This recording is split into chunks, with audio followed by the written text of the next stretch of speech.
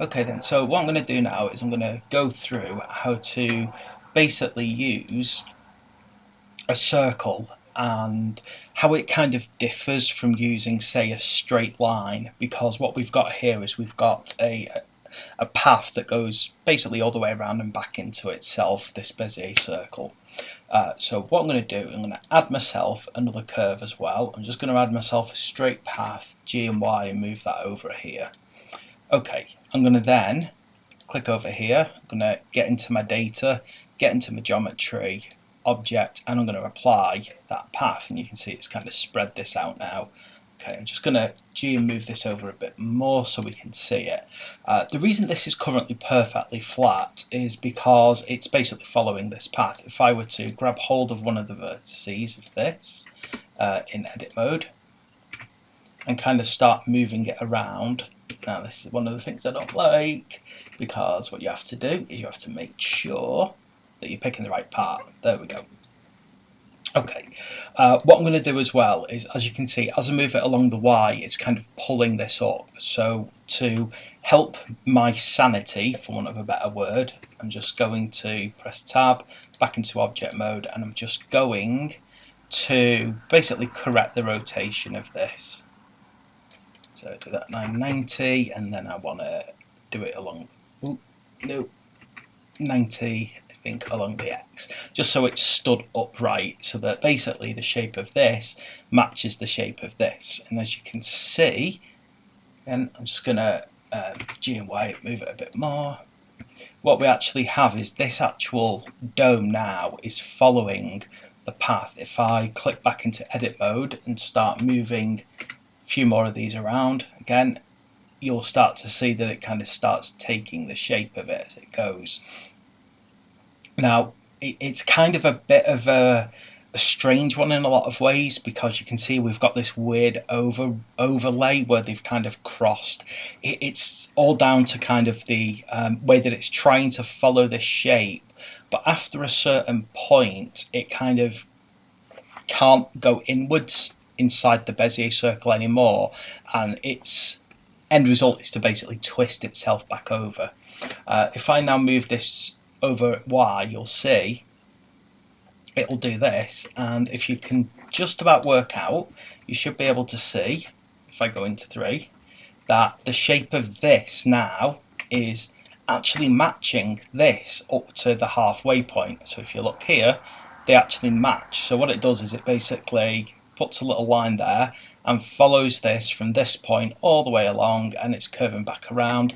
The more I shape this, the more my Bezier circle shapes as well. So just remember, when you're looking at this, you're only actually looking up to kind of the halfway point, and however you shape this will affect this now on one side. But of course, with it being a circle, it does it all the way around.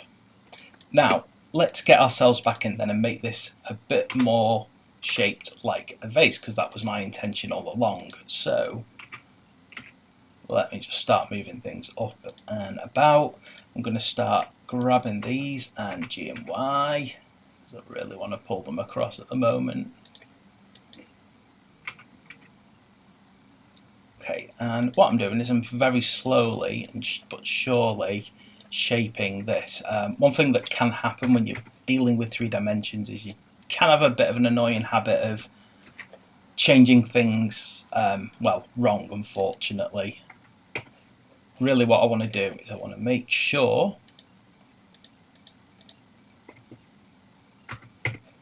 that everything kind of stays nicely on this line. It's a bit weird, because no matter what I do with this X coordinate, it doesn't actually change the shape.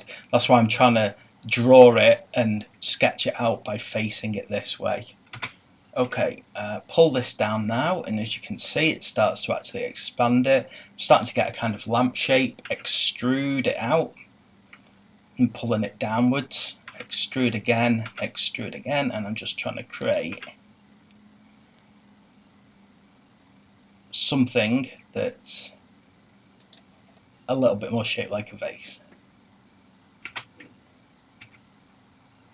Now I'm going to leave a tiny little hole there because I don't want to overlap, and I'll just fill that in later. Heading up towards the top here, again, G, and then I'm going to go upwards to make it taller here, and you can just shape this however you want, and you'll start getting a pretty nice vase shape actually overall. And if I go back into object mode, you should be able to see here that it is kind of following quite nicely. Now what I've done is I've got this line here, you can see there, that's kind of folded back in. If I again G and Z it to pull it out, and there we go, it's starting to actually go in the right direction. You can imagine that doing this approach, you can make kind of anything you can imagine really. You can make flasks, you can make cups, you know, it's whatever you kind of really feel works best for your design. It's however you want to make it, you know, and if you kind of get the shape nicely done, you basically have whatever kind of very smooth effect you want.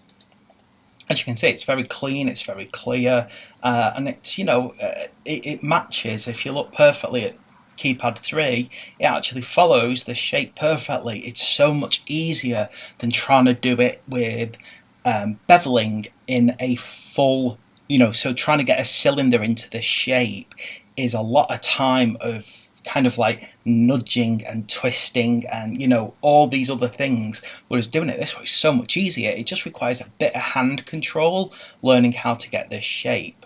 Now once you're happy with that shape and you're like, yeah, you know what, I'm going to stick with that, well, all we need to do is click on it, object, we can just apply everything. And if I do decide I need to fill that hole at the bottom, into tab, because now that it's a proper mesh, I can just go here and then just press F. I've got that filled in at the bottom, out of object mode, and then if I want to solidify it a bit, I can just modify, generate, pull, and there we go. And of course from there you can play around with texturing. You know, you can give it a nice sort of UV mapping, you can give it a decorative texture, or if you wanted it to look like glass, you could go into the materials and play around with, you know, stuff like that. In fact, I'd actually be I was going to say I could seriously consider throwing on a quick texture there, but I'll leave it like that. But if you did decide to throw on a few textures just to create a nice little effect, you could go for a clay pot thing, or you could go for more like a glass effect, play around with stuff like our roughness and smoothness, and you can start getting things like glass vases and things like that. And look how smooth that is, because I've used a Bezier curve. It's got lovely smoothness, it scales beautifully, it doesn't sort of lose its curvature because of the way it's been built. So there we go, that is a nice easy way to create a vase using a Bezier curve. Thanks for watching, please like and subscribe. I'll see you for the next video.